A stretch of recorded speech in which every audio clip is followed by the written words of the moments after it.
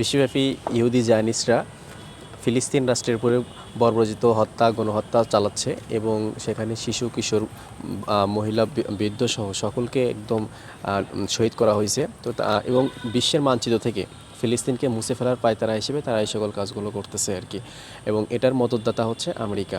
তো তারই পরিপ্রেক্ষিতে আমরা বাংলাদেশে বিভিন্ন শিক্ষা প্রতিষ্ঠানগুলোতে এবং রাজশাহী মেডিকেল কলেজের বিভিন্ন শিক্ষা প্রতিষ্ঠানগুলোতে আমরা ইহুদিদের সেই প্রতিবাদের বিরুদ্ধে আমরা ফিলিস্তিনের পতাকা বিভিন্ন একাডেমিক ভবন, তারপরে নুরুন্নবী হোস্টেল এবং পিঙ্কু হোস্টেলে টানানোর মাধ্যমে আমরা এটা বিশ্ববাসীকে জানান দিতে চাই যে ফিলিস্তিনকে আপনারা মুছে দিতে চাইলেও আমরা হাজারো ফিলিস্তিন রাষ্ট্র আমরা বিশ্বের বুকে মাথা চারা দিয়ে উঠবো ইনশাআল্লাহ।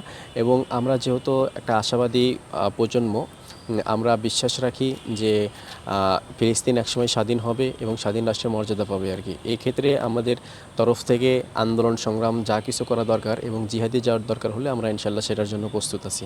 তো সেই কর্মসূচি আজকে আমরা পালন করছি আর কি। বিভিন্ন গুরুত্বপূর্ণ একাডেমিক ভবন, হল, তারপরে কলেজের ক্যাম্পাসে পতাকা উত্তোলন।